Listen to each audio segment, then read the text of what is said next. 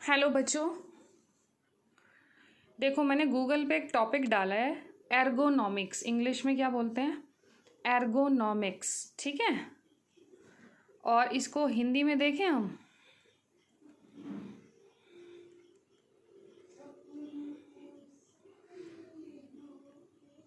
श्रम दक्षता शास्त्र। श्रम क्या होता है?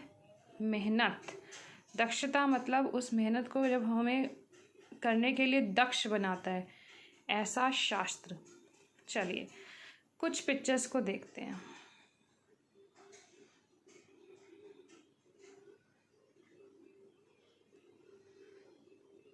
ये पिक्चर देख रहे हो? सही गलत समझ आ रहा है?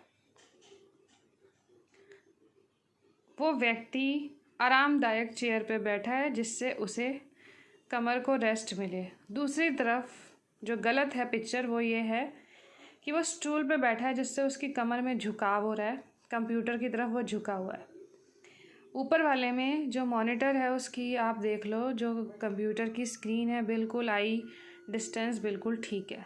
ठीक है, इसी को कहते हैं कि आरामदायक स्थिति बनाना। काम जब हम कर रहे होते हैं तो हमें ऐसे औजारों का यूज़ करना, ठीक है, ऐसे शस्त्रों का यूज़ करना। तो यहाँ पे ये चेयर वो काम कर रही है।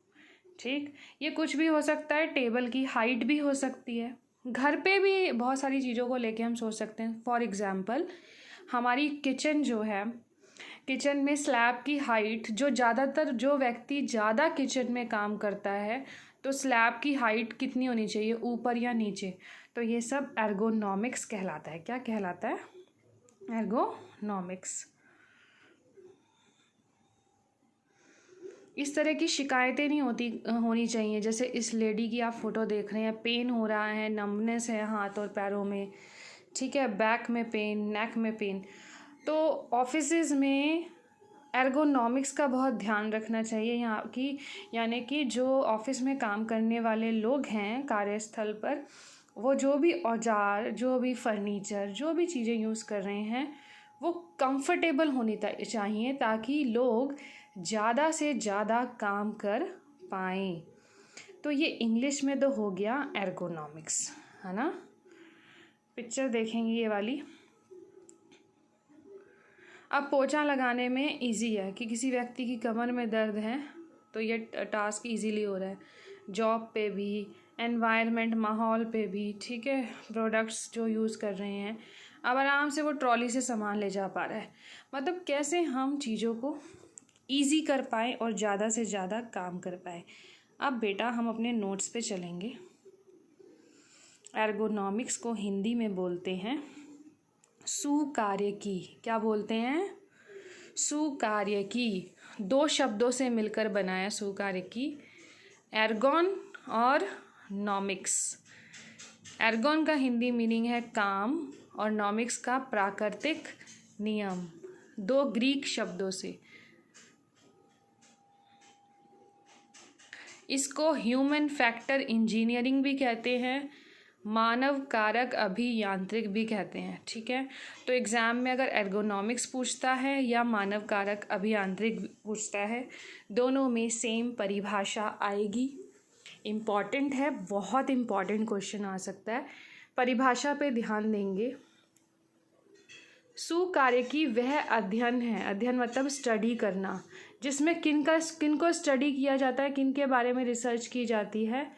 काम करते हुए लोगों के बारे में, लोगों को अध्ययन किया जाता है ताकि व्यवसाय संबंधी आवश्यकताओं को, बिजनेस से संबंधित जो भी ज़रूरतें हैं, कार्य करने के तरीके हैं, इस्तेमाल किए जाने वाले औजार हैं, पर्यावरण जो है वहाँ का वातावरण, उसको समझा जा सके और आवश्यकता अनुसार, ज़रूरत के हिसाब से कर्मचारी के अनुकूल बनाया जा सके। मतलब जो व्यक्ति काम करने वाला है उसको दिक्कत ना हो, उसके भले के लिए उसे बनाया जा सके, वो आराम में रहे।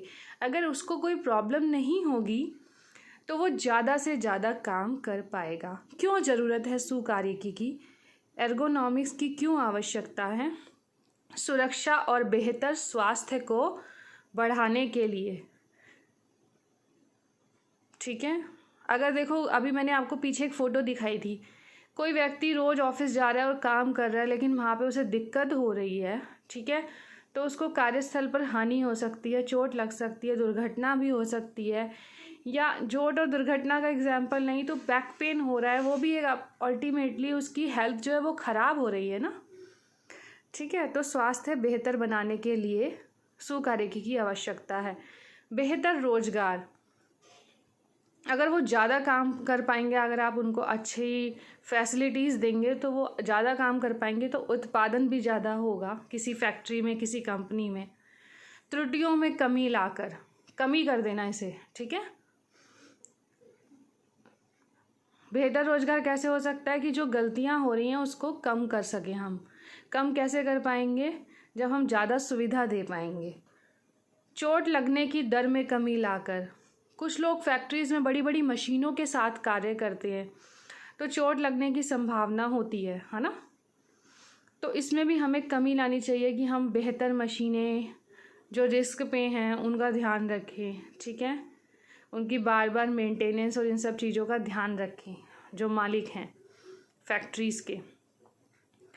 बेहतर रोजगार में और पॉइंट क्या हैं? सुविधाजनक कार्य परिस्थितियों द्वारा रोजगार में संतुष्टि, कि जितनी भी कार्य की स्थिति हैं, काम की स्थितियां हैं, उन सब का आकलन करना और उन्हें सुविधाजनक बनाना कर्मचारी के लिए।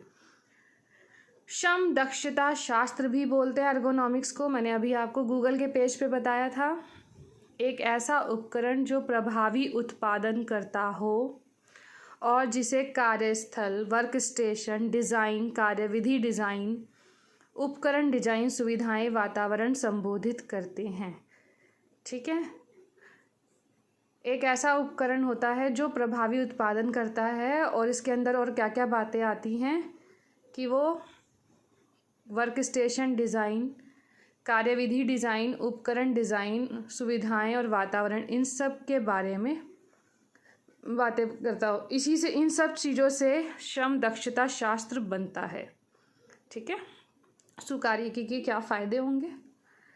चोट दुर्घटनाएं कम होंगी, सेहत जो है अच्छी रहेगी, उत्पादकता को बढ़ाएगा, कर्मचारी कंफर्टेबल होंगे, आरामदायक स्थिति में होंगे तो ज़्यादा काम कर पाएंगे, गलतियां कम होंगी, ठीक है।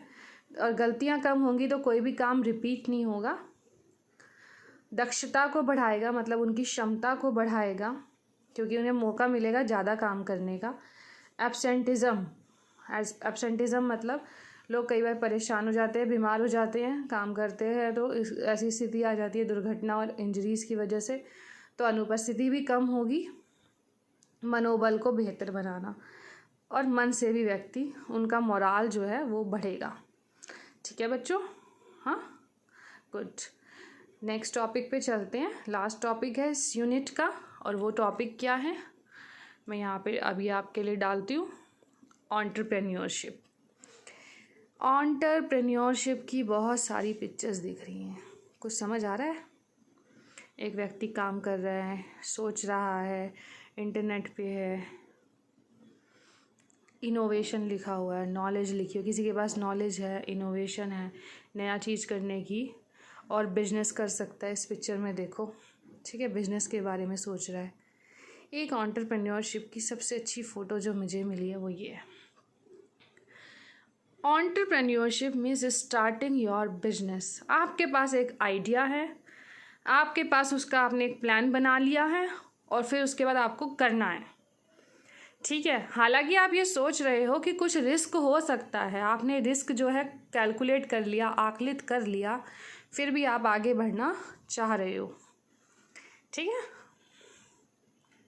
और जो एंटरप्रेन्योरशिप जो बिजनेस करता है उसको क्या बोलते हैं? एंटरप्रेन्योरर। इंग्लिश मूवी नहीं देखी हो तो देख लेना, उसमें ये शब्द आया है, ठीक है। स्मॉल बिजनेसेस ज़्यादातर हम इसको बोलते हैं, एंटरप्रेन्योरशिप स्मॉल बिजनेसेस। नोट्स पे चलते हैं बच्चों।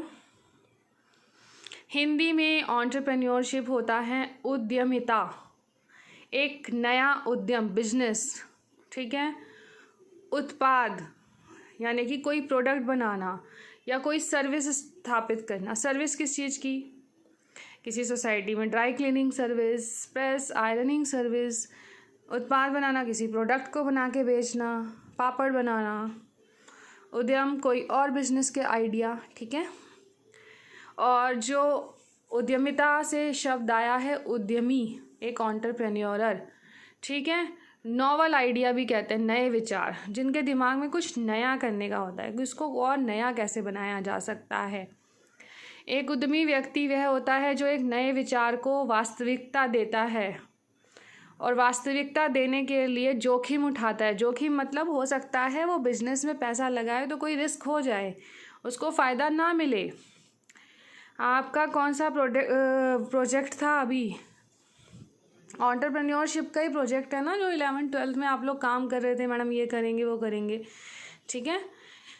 किसी उत्पाद के उत्पादन या डिज़ाइन के प्रतिरूप में आविष्कार द्वारा बदलना होता है। नई तकनीकी विधियों, सुधारों द्वारा नए उपयोगी वस्तु बनाना या पुरानी को नए तरीके से बनाना। यानी कि कुछ पुराने प्रोडक्ट्स हैं, उसमें कुछ नया आपका आइडिया आ जाए, ठीक है। उद्यमी विचारों को वास्तविकता में बदलते हैं, ठीक है।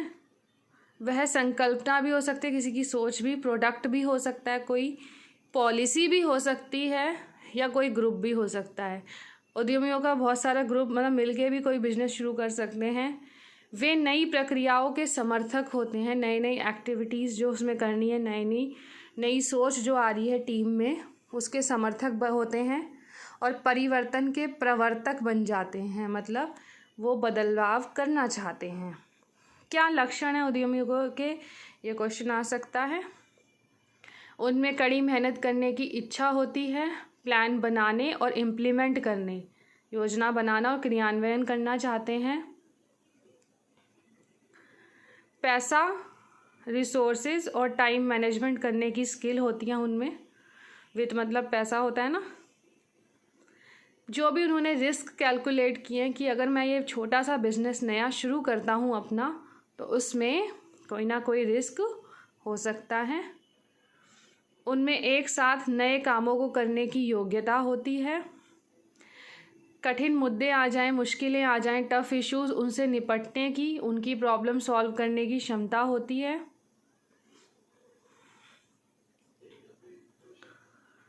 जो उन्होंने काम शुरू किए हैं, जो उनके अभी चल रहे हैं काम बिजनेस में, ठीक है, तो उसके लिए वो जो जो ज़रूरी स्किल्स हैं वो सीखना चाहते हैं और प्राप्त करने की भी योग्यता होती है। फॉर एग्ज़ाम्पल, समय बदलता रहता है, ठीक है, नई नई चीज़ें आती रहती हैं, नई टेक्निक्स आती रहती हैं, तो उनमें ये इच्छा है कि मैं अपने बिजनेस को बढ़ाने के लिए हर नई चीज़ सीखूँगा।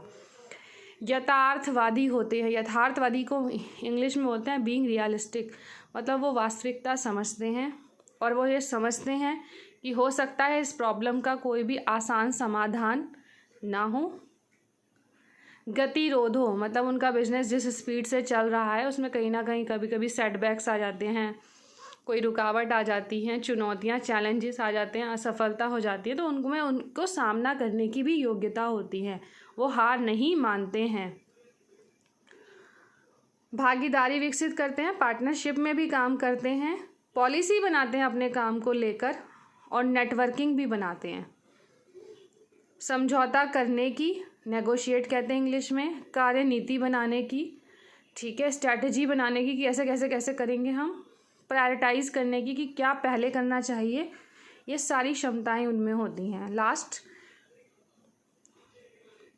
सेकंड लास्ट, विनम्र होते हैं, सॉफ्ट होते हैं, मतलब अच्छे से डील करते हैं, रूडली डील नहीं करते, फ्लेक्सिबल होते हैं और संकट के समय को अच्छे से डील कर पाते हैं, हैंडल क्राइसिस, और उनकी कम्युनिकेशन स्किल्स, संप्रेषण क्षमता, बार बार आ रहा है बच्चों, वो अच्छी होती है, अपनी बात दूसरों तक पहुंचा सकते हैं, ठीक है। इसके साथ ये चैप्टर क्लोज हो गया बच्चों, ठीक है। क्वेश्चन आंसर्स डिस्कस कर लेते हैं। मैं एनसीईआरटी पे चलती हूँ, वेट करो।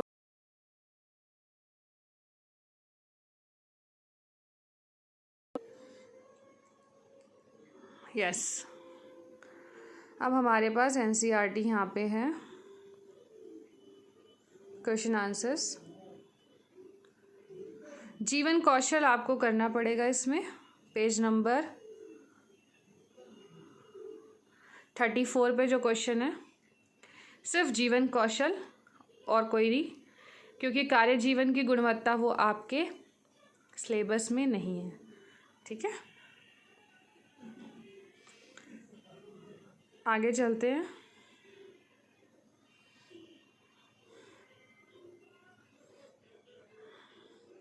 यस, ये क्वेश्चन इम्पॉर्टेंट है। रोजगार संतुष्टि क्या होती है? जॉब सेटिस्फैक्शन, ये बताया था मैंने आपको नोट्स में, वो आपको करना है।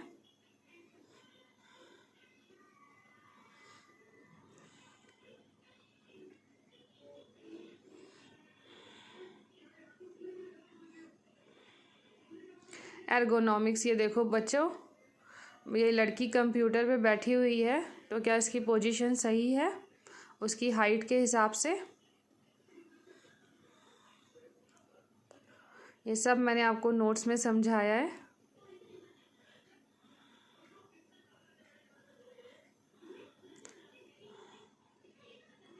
उद्यमता मैंने आपको समझाया है। ठीक है,